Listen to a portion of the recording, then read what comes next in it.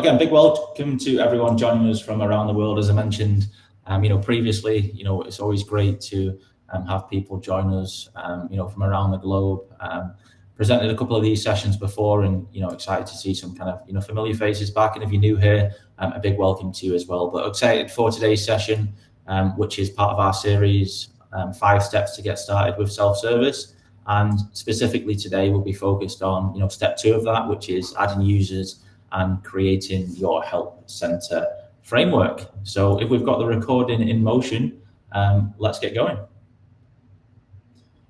Cool, so let's have a quick look at the agenda. We're just going to start with some brief introductions. You've probably heard enough from me already. We'll go into what you'll learn from today's session. There'll be some discussions and demos, as we've mentioned, and then some kind of Q&A at the end. Again, if you're just joining us now, if you have questions as we move through, feel free to put them into the chat. We do have kind of our Zendesk team here behind the scenes who will kindly answer if they can, and if not, you're more than welcome to come on to the live Q&A portion at the end.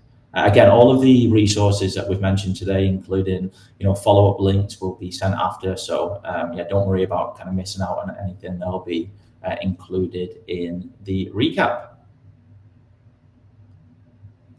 So just to kick things off with a quick introduction in terms of who we are. I'm Paddy. I'm one of the customer success managers here at Zendesk, currently on the scaled customer success team. So I have a larger portfolio of customers, all the way from SMB all the way through enterprise, working with different use cases, different industries, and really kind of love my role here at Zendesk. The 2 key areas that I help on a day-to-day are around strategy and best practice, based here in Austin, Texas.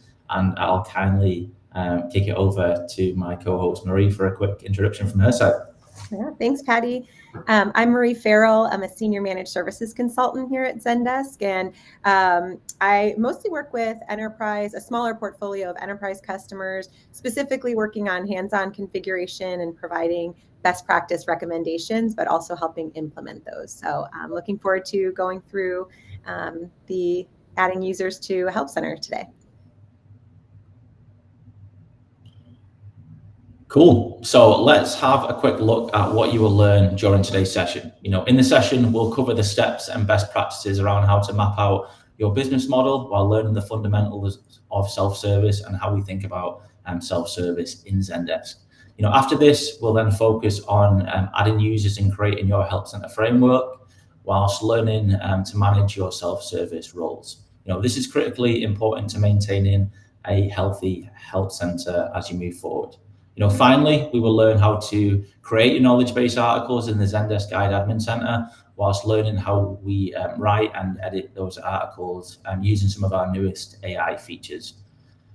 When both of these things have been built, we'll focus finally around how to go live and ensure everything is kind of tightened up.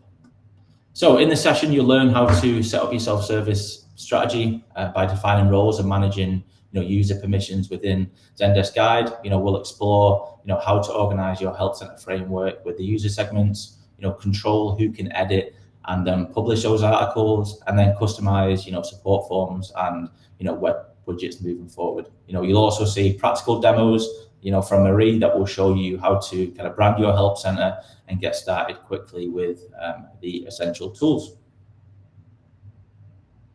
So during our demo, we'll be using a mock company called Coffee & Co. This is a leading supplier of premium coffee beans, and it is committed to delivering exceptional coffee experiences to its clients. As the company expands, it seeks to streamline its customer support by implementing Zendesk workflows.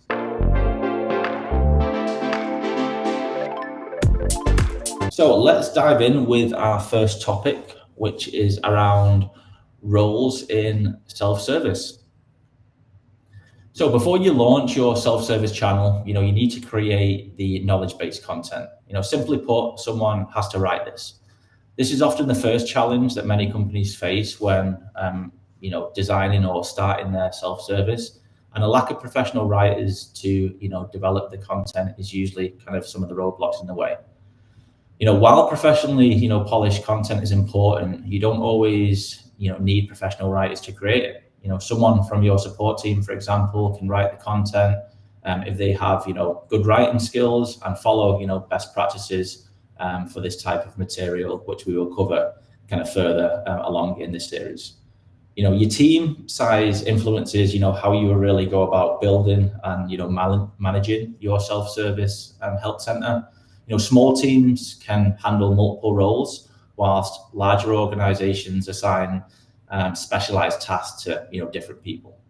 Let's have a look at how a small team and then large organizations compare across key roles and responsibilities. So first up, looking at, content creation. In a small team, you'd usually have support team members, maybe some subject matter experts or others, with writing skills, creating and, maintaining those articles. You may not have professional writers, but your team, may have or know enough about the product to, help or produce, that content.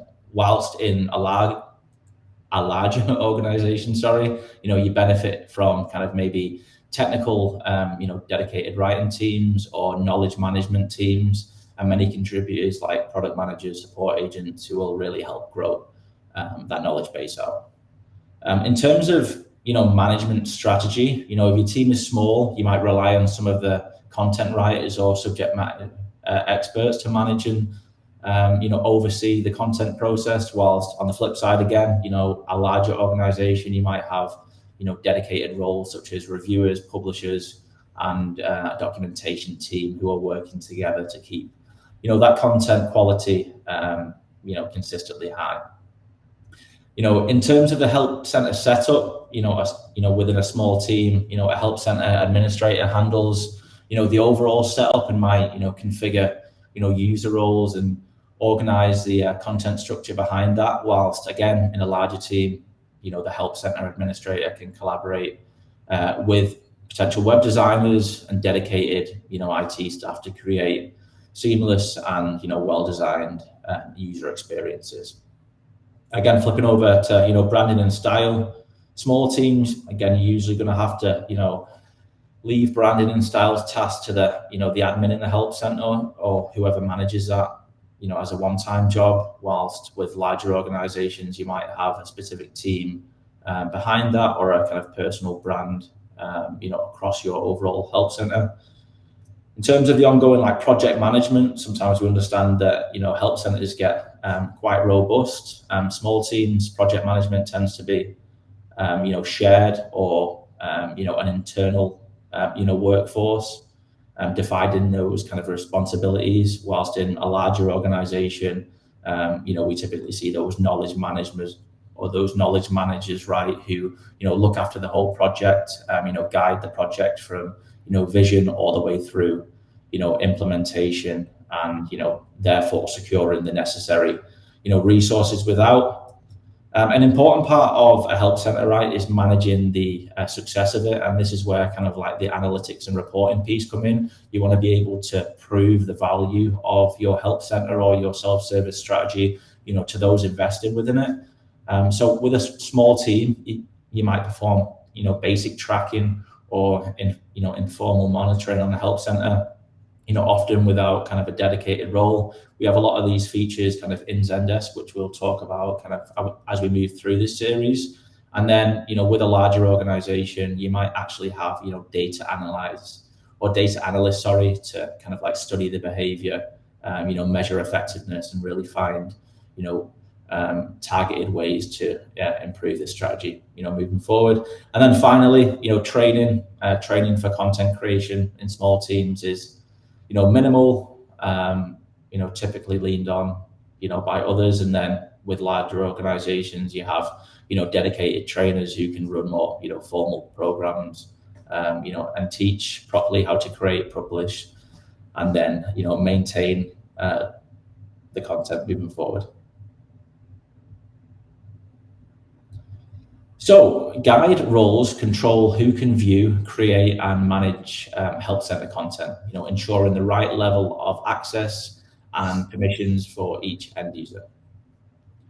There are 5 main roles, each with a different level of access. First up, we have the anonymous user, which is anyone who visits the help center without signing in. These guys can view public content and interact with it, voting or commenting if that is enabled. We have the end user, which is a signed-in customer. They can view public content, subscribe to articles and sections, and comment, if the option is enabled, as just mentioned. We have the guide viewer, which is an internal staff member with some of the access, or the same access, as kind of the end users, and they can, subscribe to the content, but really cannot edit or publish within the help center. And then the final two roles here, we have the guide agent, which is a support agent who can be granted permissions to, again, edit, publish, and then view the restricted content. And then the guide admin, has full control over everything, in the help center. All support admins are guide admins by default, but can also, be given this role as needed.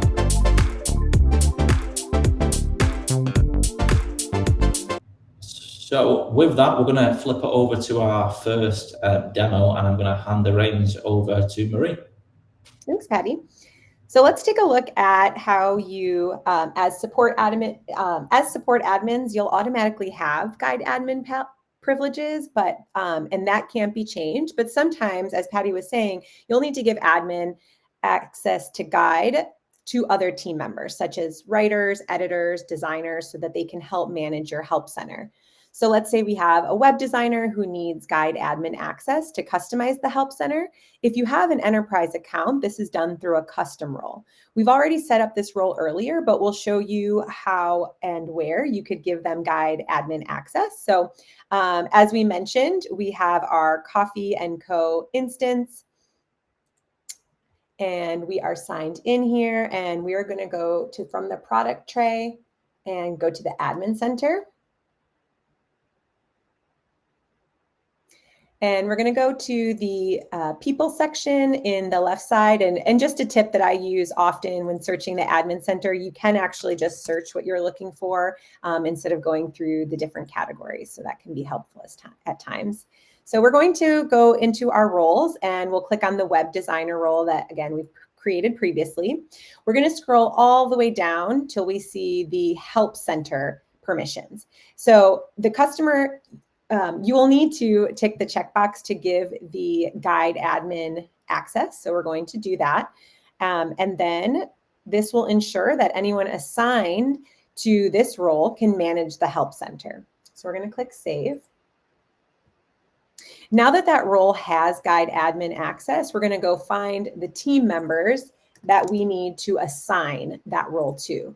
So we have a user named test user. And we are going to make sure that they have the web designer role. And we are going to make sure that they have the guide product available to them. So this looks right. So we're going to click Save here. And that's how you give guide admin access to a specific role and apply it to the right team member. And again, this gives them the permissions they need to then manage the help center content without giving them full support admin rights. And then just a quick reminder that you can't make light agents guide admins. Next, we're going to go to back to our presentation here.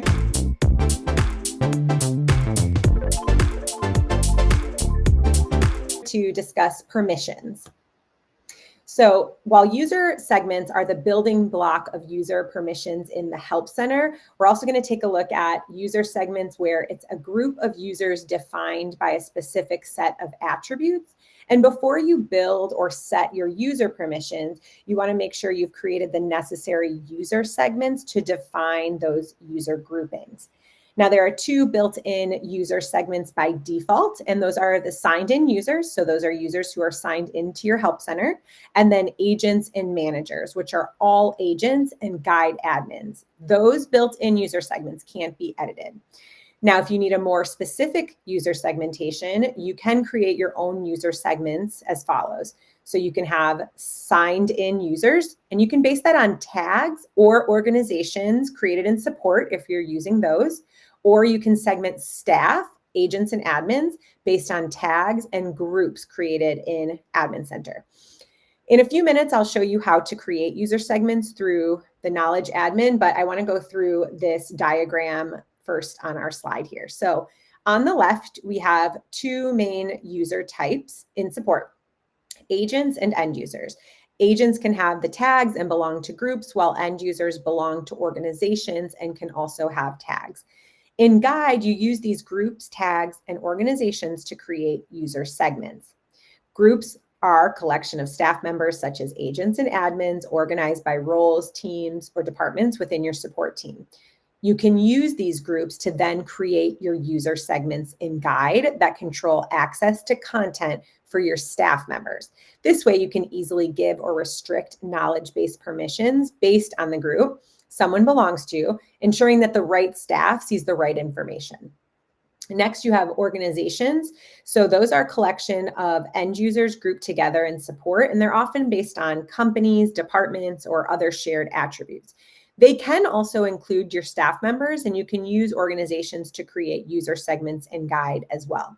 Again, so this helps you manage who can view certain articles by associating that content access with the user's organization so that only the appropriate users see that right information again.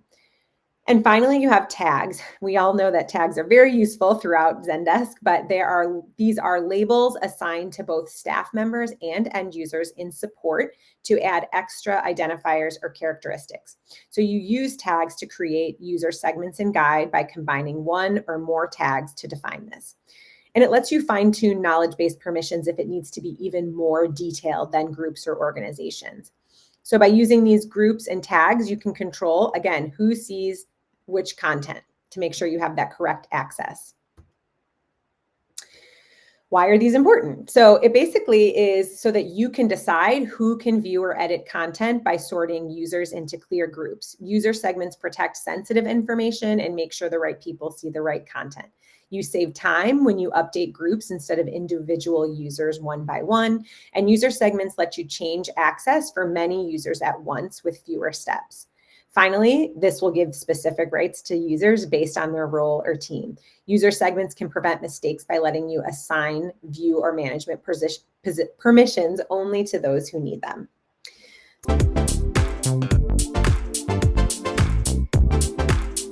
So let's take a look at how to create a user segment. Again, we talked about how user segments help you see to limit specific user segments to specific articles, for example, and you can use them to target signed in users or internal staff. So in our Coffee & Co., Cafe Deluxe is our biggest customer, and we want them to have access to exclusive content. So we have an exclusive team of agents called the CDL support, and we'll want to create a user segment specifically for them. So that's what we'll do in this demo. So from the product tray, we're going to click Knowledge, which is going to take us to our Help Center. And we're going to click on Knowledge Admin.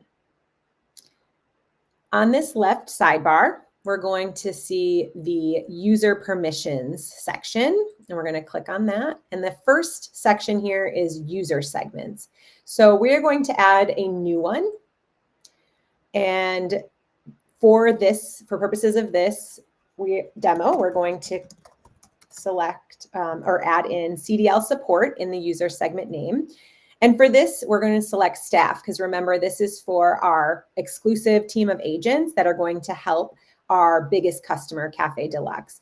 And again, that difference here is that signed in users are anybody who can sign into your Help Center, which includes end users, while staff are your admins and agents.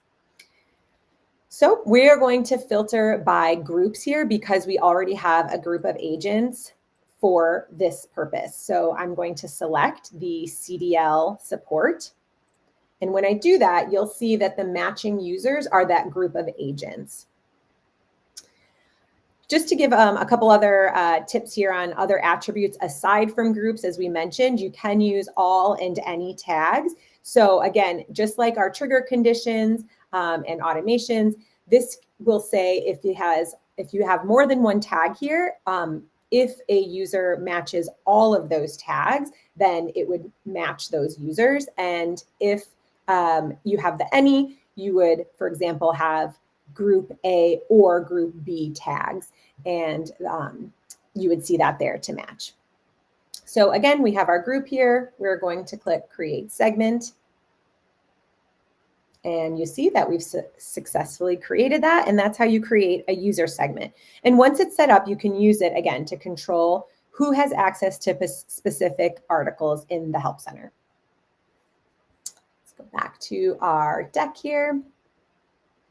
Now let's talk about management permissions, which is different than those user segment permissions. These permissions define editing and publishing permissions for agents.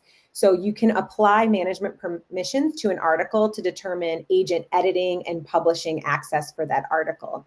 There is one predefined management permission plus a predefined editor and publisher permission that can be activated if you are on an enterprise plan. So there's admins. This is the built-in management permission group that is active by default, and it gives only guide admins edit and publish permissions. Then you have the editors and publishers permission, and it's only available on enterprise plans, and you need to activate this permission for it to work, and it lets all agents and admins edit, but only guide admins can publish, which can be really helpful as you can have, as Patty was discussing about smaller teams or larger teams. This prevents error for publishing, but you can still get help on the teams for editing or drafting articles, but then only those guide admins can decide what's published to your Help Center.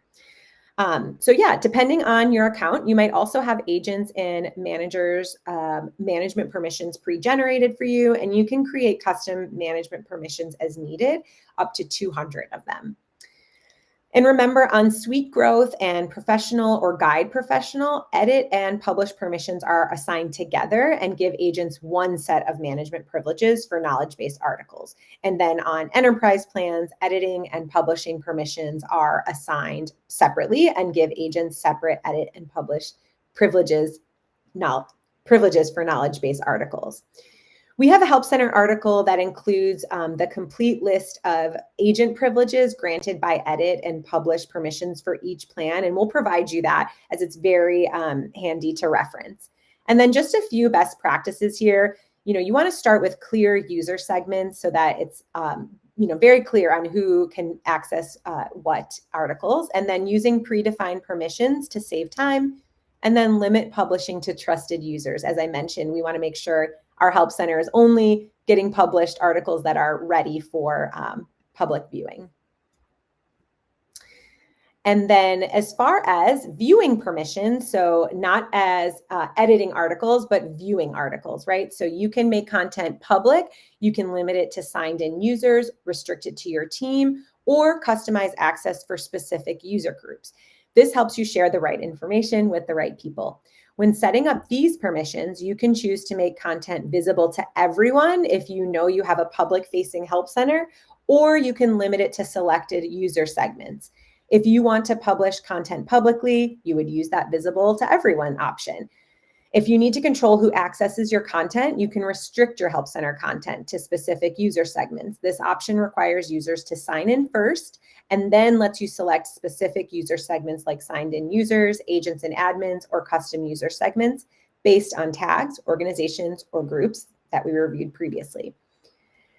So just some best practices here, similar to the management permissions. It's important to define user segments before setting your view permissions, and it helps you control access more easily. Allow only trusted groups, such as agents or admins, to access private or sensitive information. And then confirm how content appears to different user segments by testing views or with colleagues. This helps you ensure that only you see what others user segments can see, and it helps you spot any permission gaps quickly, which you can do in the preview mode of the Help Center.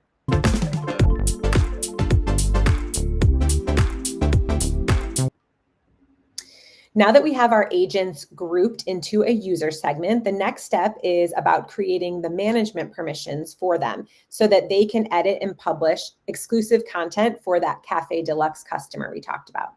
Since we're using an enterprise account here, we have more flexibility and we can assign, edit, and publish permissions separately to different user segments, giving us slightly more control here. And it's a great reason to consider upgrading if you're not on the enterprise plan just yet. In this demo, we'll walk through how to create the management permissions for agents so you can see who exactly can edit and publish articles in your help center. So again, we are going to go over to our knowledge product. We're going to click on knowledge admin. And this time in our menu, we're going to go to management permissions. And we're going to add a new one specifically for this CDL support group. And here we're going to, under the edit permissions, since we've created that CDL support user segment, we're able to easily select it here. And then in the publish permissions, we're also going to give our that group publish permissions as well. So now that we have this, we're going to create this permission, and that was successfully created. Alternatively, you can also create a new user segment from the management permissions page, and this is what the visual over in our slide deck was showing. And that's how you create the management permission. So now to actually apply this permission to an article, we will show how that works. So I'm going to pop open this article. And up here, we're going to click Edit Article. Now, again, we want to edit our article here for under Management. And from this drop-down of Management Permissions, we are going to select CDL Support. And that will explain that this group, again, now has edit and publish permissions to do so. And then we're just going to update the settings. And that's the full process from creating a management permission to applying it to a knowledge-based article, again, giving very clear control over who can edit and publish the content. I'll go back to our slide deck here. And finally, here we will learn about setting view permissions on an article. So we'll go back to that article previously, but this view permissions that we talked about, this will control who can see your content in the Help Center. So again, with our article here, so in the same spot that we, same section here that we manage the management, we are going to select placement. And this will populate a list of settings here. And that is included under this viewing permissions. And that's where we're going to select the Cafe Deluxe users so that our end users are of Cafe Deluxe, that selected user segment is the only group that can view this article.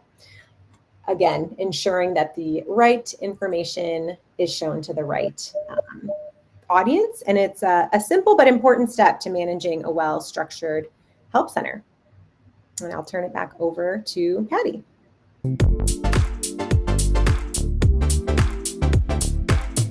Awesome. Thanks so much, Marie. We're just a little over halfway here through the presentation. So again, if you do have any kind of questions so far on anything that we've presented, or just any questions in general, feel free to kind of post those in the chat. Again, we've got some of the folks from the Zendesk team here behind the scenes who will kind of, help answer those questions. And again, there'll be some space at the end for Q&A if you want to kind of come on live and answer those questions. But let's move forward and let's dig into branding. So, we understand that, when designing or creating that help center, you really want to, reflect your brand to create a consistent and then trusted experience for all of your end users. You can customize colors, logos, and layouts to match your company style and values. And this again, really strengthens your brand identity and makes your support site easy to recognize either for your customers or for your internal employees. So here are some of the things that you can do to, brand your help center. You can update the colors in your help center. This really helps keep the help center consistent and, easy for users to recognize that it's one of your own. You can update the fonts in the Help Center. This again will make sure that your content is easy to read and your Help Center look professional. You can update the logo and the icon of your Help Center. Again, this will show your kind of brand identity in the browser tabs and kind of search results. And then finally, you can update the images in your Help Center. You can use the recommended sizes to keep images sharp and maintain fast loading times. So you can have text content, and then you can also have images that will supplement that as well. Some best practices with that to keep in mind. Use your brand colors, fonts, logos, anything that you might have kind of on a current website. You want to try and replicate that within your Help Center, so you're really kind of strengthening that kind of brand identity. You want to choose simple layouts as well. I'm sure Maria will attest to this. Sometimes we see Help Centers with thousands of articles, right? The idea is to kind of avoid the clutter and confuse visitors. We want them to kind of visit this and really invest in it as much as kind of you are from the admin side. And again, you want to match your voice and tone of the company. If you're putting out messages wherever that may be, you really want the Help Center to echo that as well. So I remember with all of this, right, you can use kind of standard themes that come with your Help Center, or if you want something a little bit more, you can customize the standard theme, and then you can create your own as well. Additionally to this, you can browse downloaded themes created by others from the Zendesk marketplace, and we'll drop a little link in the chat there for reference. So again, just touching on why it's important to kind of brand the Help Center. Here's a few reasons why we think it's important to display that brand identity. First and foremost, it builds trust with consistency. Professional and branded Help Center makes your company look reliable and trustworthy, and also it gives the users more confidence within using your product and services moving forward. It guides users smoothly, with clear design. I think we've all kind of had that kind of bad user experience, right, from going on Help Centers and then just reverting to different channels that we offer. Our branded Help Center uses simple layouts and clear labels that kind of match the company's voice. And ultimately, right, we're in the the era where everyone's looking to save costs, and having a Help Center really kind of reduce support costs. Again, people can get their answers on their own. They can self-serve rather than using maybe some more channels that we may deem kind of more expensive overall.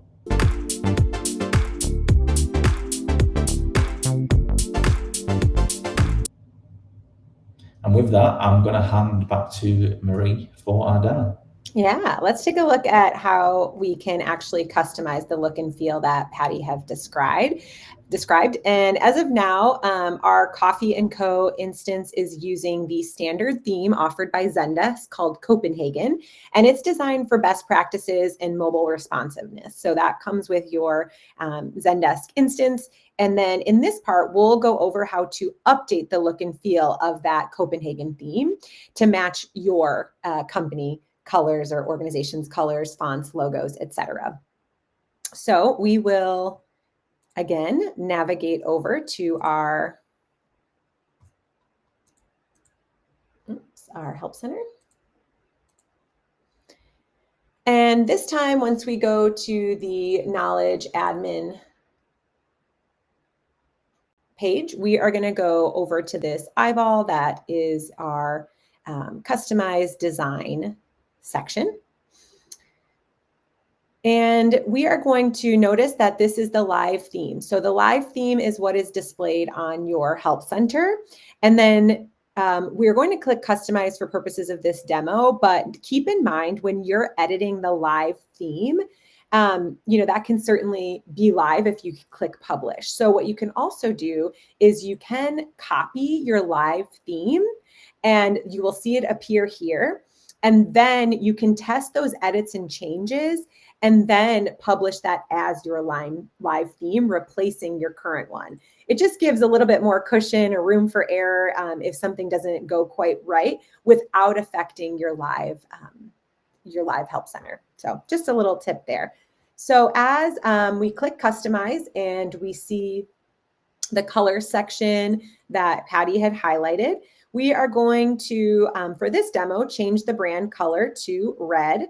I have a hex code for this color, and I can swap it here, and you'll see that change take place.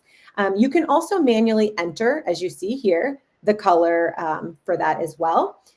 And then now that we've updated our colors, so if that looks good, we can move on. We can close that drop down and then move on to fonts next. So for this one, instead of using the system fonts, I would like to use Courier New. So we'll select that, and you'll notice it changes the font for the page. And then now we have images already loaded here, but I do want to walk through where you would go to replace those. So you have your home hero image, and you'll see that this hero image is here. But as soon as you click on that to replace any of those, once you click on that, you're brought to your computer to select a file.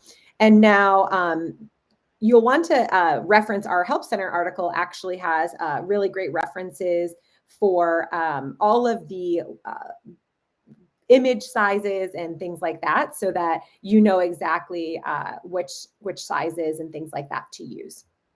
So that will support you there. And then as far as brand, this is where you can change that favicon logo or your company logo. And the same thing for this one, once you click into this section, you're prompted to then select an image for your site. And again, you can reference our Help Center articles for sizes and formats, file formats. All right. Well, these are the changes that you can make on your Help Center that don't require you to be a web designer. However, you do have the options of making more advanced changes as well to the overall theme of the site. This section now that we'll cover is about more advanced customization and just showing you where you can do that. So once we are in this, still within this customized section, we're actually going to go over to this edit code. Can discard those changes that we made. And within the code, and this is again for more savvy users, but this is just to break down what all is available here. So we'll click on this article page, and you'll notice here that we have HTML and curly bars templates. And curly bars is a powerful templating language that allows you to access Help Center data and adjust that content in templates and custom pages. Now, if we scroll down here, we have our JavaScript here. So this is where you can add different JavaScript to customize the behavior of your Help Center. And finally, right here, we have the CSS. So you can customize the CSS and adjust the visual styling of your Help Center. Once you make any of those changes, you'll see this publish button highlight, and you select publish, and that's what will apply to your live theme. And again, that's how you update the visual elements of your Help Center from colors and fonts. And again, these small changes definitely can go a long way to making your Help Center feel on brand and familiar to your audiences.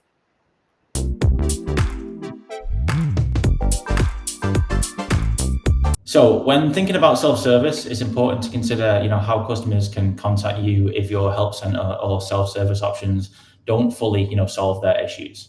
Web channels like support request forms and web widgets provide, easy ways for customers to, reach out and also, get that extra, help that they need. This quick access helps solve issues faster, and keeps customers satisfied. We have support request forms. Support request forms provide your customers with a simple and direct way to get help when they need more than kind of just a self-service. The default form asks for key information like email, subject, and description. and lets customers add attachments if needed. You can change this form and add custom fields in support whenever you need.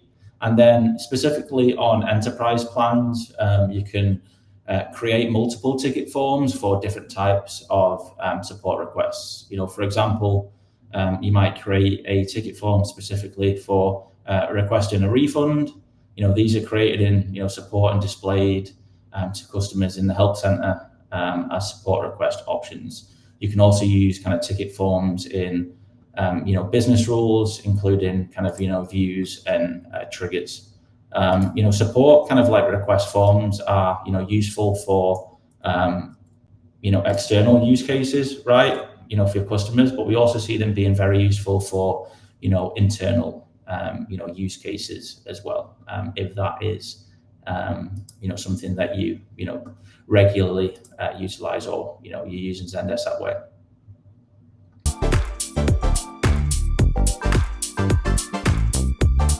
So looking at kind of the web widget, the web widget frame is kind of the chat window that shows up on your website or help center, giving your customers a quick and easy way to contact your support team. This provides a direct line for the customers to ask questions, get help, or really start a conversation without leaving the help center.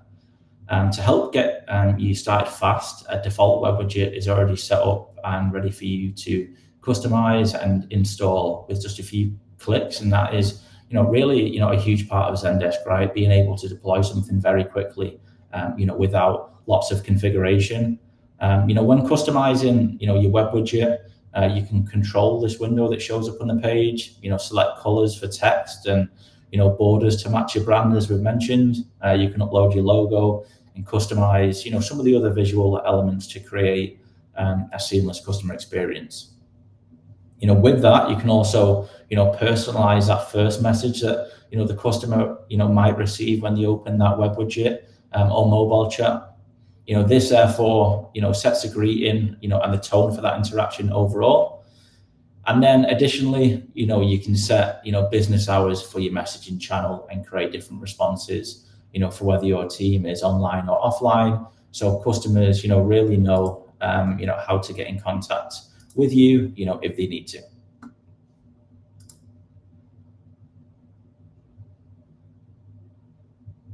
All right, and just quickly here, I know we're running short on time here, but we're almost at the end.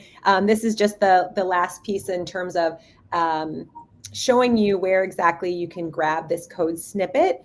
Once you finish configuring a web widget, that next step is to install it on your website or help center. So I'll quickly just show you where we can grab that from the help center. And let's see here. So we'll go to the admin center. And under messaging, you'll see your list of web widgets. So we'll see our web widget here. And when we click on that, you'll see the under the installation tab, there is already this pre-provided code snippet. So you can either automatically click this automatically embed web widget in your help center, and that once added, your customers will easily be able to reach out to you from every page of your help center. However, if you also have a website outside of Zendesk, such as your main website, this is also possible, and all you do is copy this code. And then you would require some basic familiarity with your site's code, so it's best to work with the person who manages your organization's website. But you would just embed this, this code snippet on each page of your organization's website where you would like the widget to appear. And that's what we have for today. Just go back to our slides here. There we go. Awesome. So just a quick recap here. I know we've got kind of 10 minutes, but now you know how to define kind of the roles within the self-service kind of setup, right? We understand the permissions that you can set for admins, agents, and some of the other team members that you might have. We've looked at how you can view and edit the content within your help center.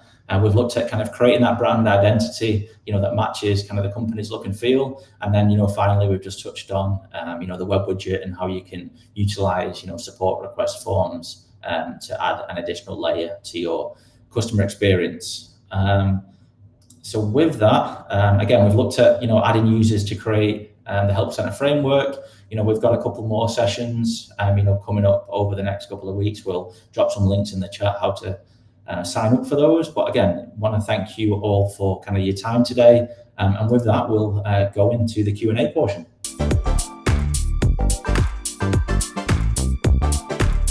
I was going to say, while we wait for some, if anyone does have any questions, I had a question for both Marie and Patty. So I know both of you work with customers fairly often. Are there any cool moments from your customers that you've seen on how they've implemented self-service or the Help Center into their business?